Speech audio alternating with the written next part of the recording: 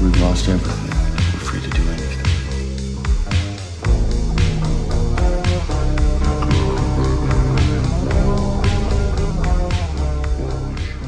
Oh, no, whenever you would stay my baby, I know that my mother would never. I want to get paid the same as a man, and I think you understand that. So, if you become president, will a woman make the same as a man, and do I get to choose what I do with my body?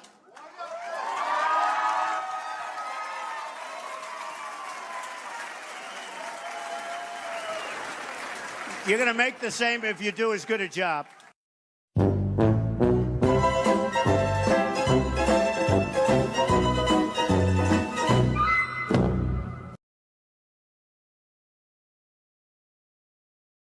This is the most ignorant shit, so I'm gonna either assume you're 12 years old or you're just uneducated. You go to a bank for a loan, what's the first thing they're gonna ask you about? Your credit score. They're gonna run a background check on you. You go to buy a vehicle, two things you're gonna look at, the miles and the previous owners. You apply for a job. You know the first thing they do? They do a background check.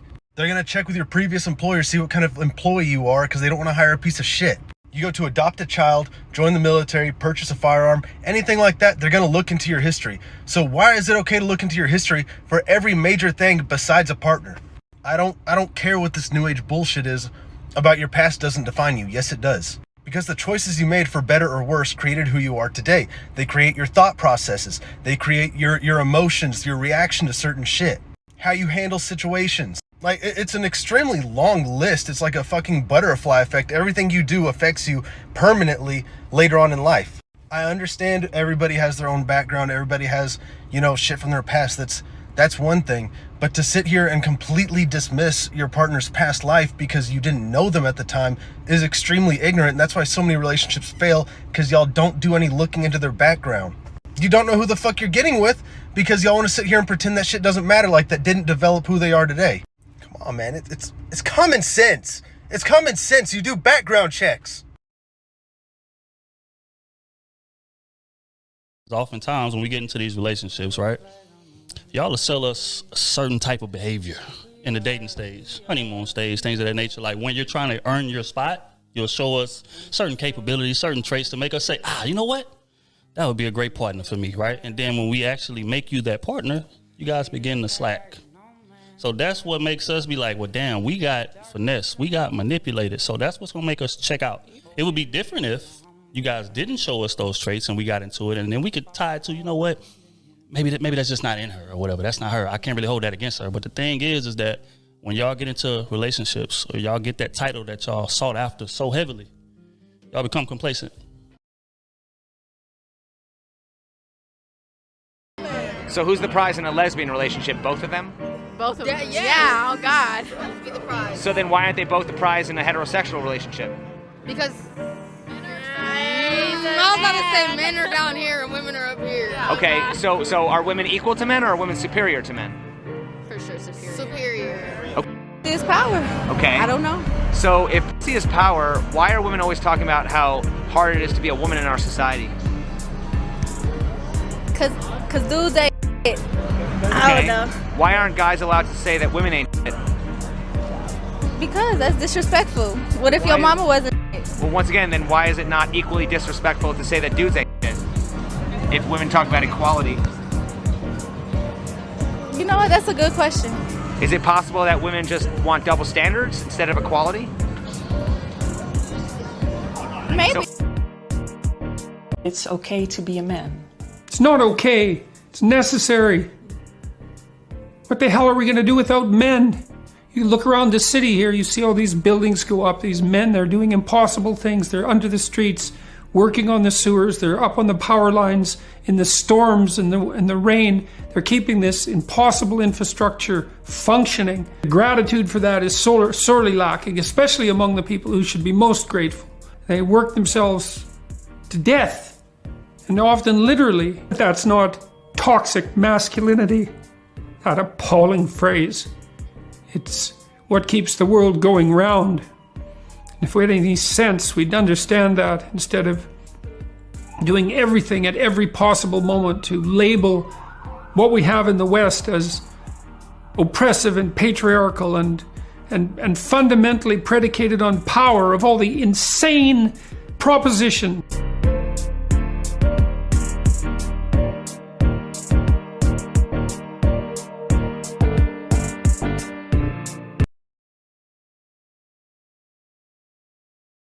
If you say this, you will lose her. Babe, you're my world. I can't live without you. Okay. As soon as you say that, she now knows that you depend on her. And once you depend on her, you are blinded to any BS in the relationship. She will get turned off. Choose your words wisely. Dudes want to live in this fairy tale land where it's like, no matter what, I want a woman, no matter what I do, she's with me. I'm like, bro, that's stupid. There's nowhere in life besides maybe your mom. Right. Because even dad is like, you ain't my son if you do that.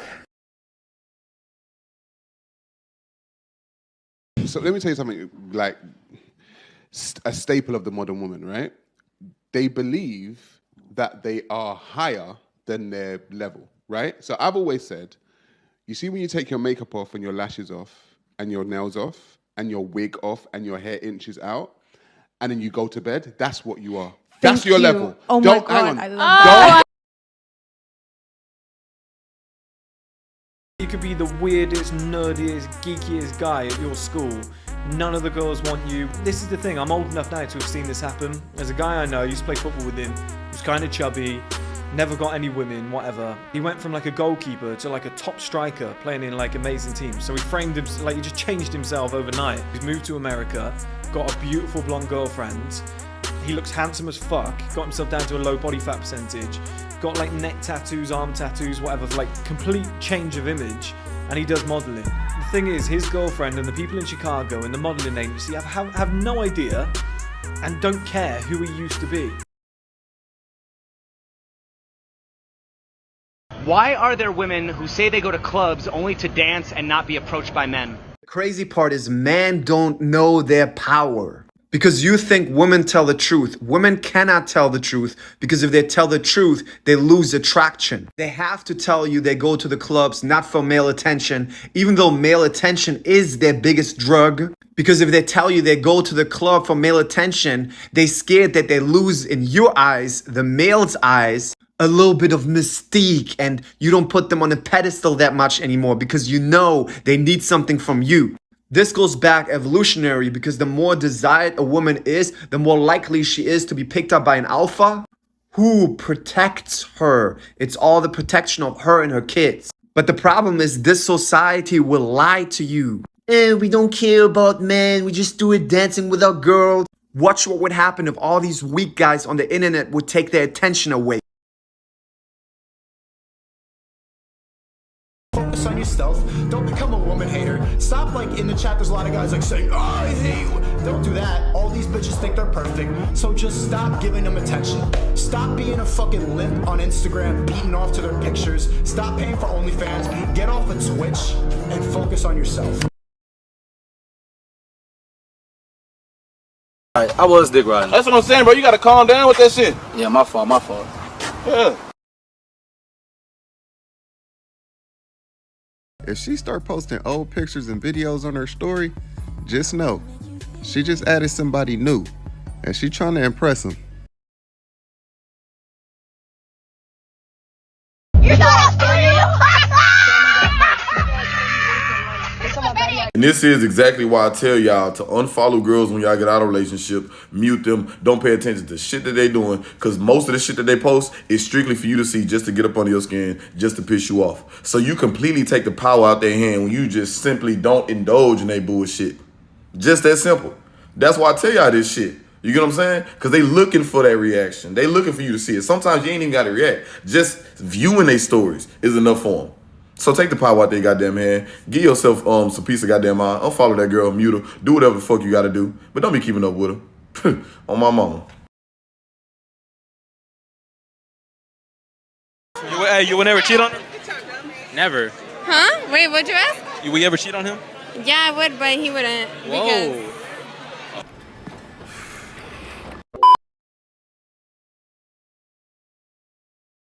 You don't see me running around looking for a bitch. I know where all my bitches are, thank you very much. Bitch, where you at? Women love bad shit.